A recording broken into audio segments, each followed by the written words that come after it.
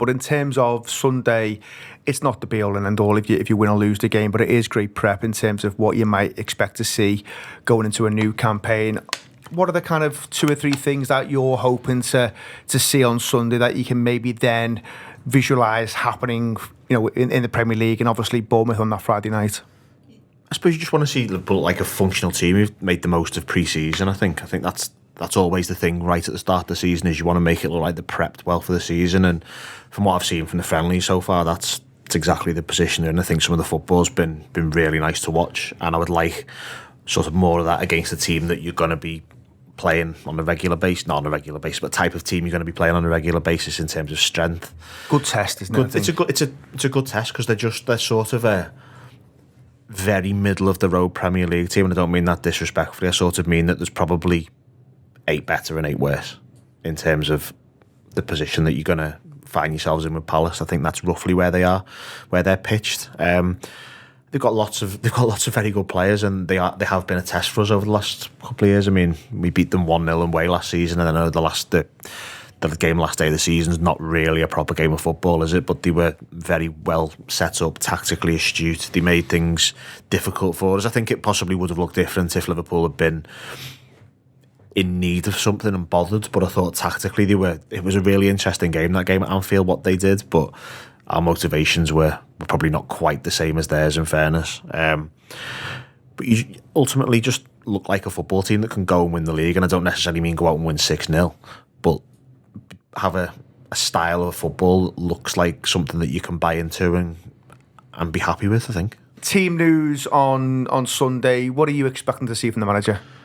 It's interesting. What I'm expecting is something very close to his first 11. I'd probably tweak around that a little bit. I want him to start Curtis Jones and Dominic Szoboszlai together, because that's what's going to play against Bournemouth.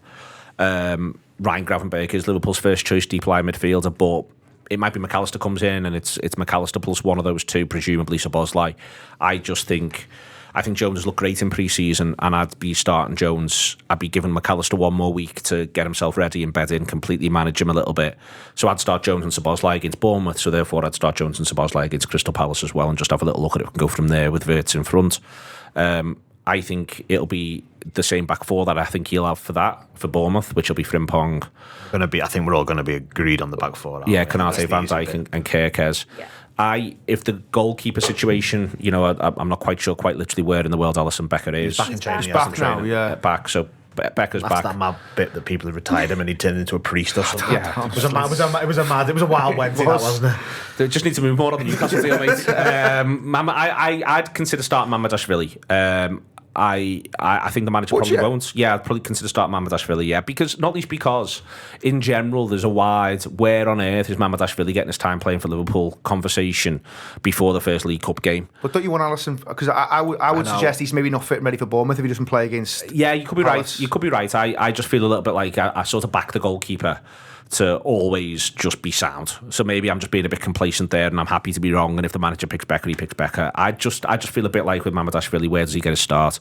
And then I think it's then Wirtz in behind Salah, Ekitike and Gakpo. I think I wouldn't be doing anything different. What I think is really interesting, and I haven't got an answer, is what's his sub when Ekitike goes off? What are your thoughts, Phil? Well, first of all, I've written down Will Wright. He's having a time of his life, that lad, isn't he? I mean, he can't believe his luck. Phil, the midfield thing is interesting. We'll come to the forward shortly. McAllister will be involved. We know that the manager said he will be involved, but obviously I take the point that he's not quite been as present as maybe people would have liked so far this pre-season, but he's working his way back from something. You would have to imagine that Gravenberch obviously not playing against Bournemouth means he probably doesn't start this one. So I'm not entirely sure. I don't think he's necessarily going to pick a team just based on him not being able to start in one game. Which could be fair. We've got Newcastle and Arsenal after as well, so logic to me would say that he would want as close to the teams that he would start in both of those games. And I know you can't do McAllister, fair. But I think it'd be Gravenberch and Szoboszlai, to be honest. And I think it might genuinely be, might do 40. I think Curtis Jones, Alexis McAllister, Ryan Gravenberch and Dominic Szoboszlai might all play 45 minutes. And you just make a double substitution at half time and you freshen it up. He's got to keep them all ticking over, hasn't he, to an extent? Because I don't think we're in unlimited substitution territory, are we? I think it's 7. I thought it was 6. I'll go with you. It could be either. But I'm pretty sure it's not the...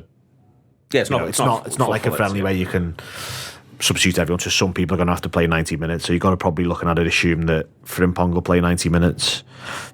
The left back, you're probably going to assume that the left back won't.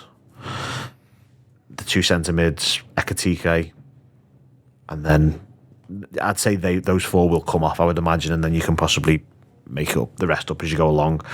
But I think it'll be more, this is what my team is for Arsenal and could be right, yeah, fair. Newcastle, as opposed to focus on the Bournemouth game. I hope you're enjoying this free show at the moment. Loads of excellent, exciting stuff on the Anfield app. If you want to be part of the whole thing, you can download the Anfield app and go from there. Or you can subscribe via the YouTube membership as well for video-only content and other bits and pieces. We love doing these shows. We love that you watch them. So come, be part of the journey with us.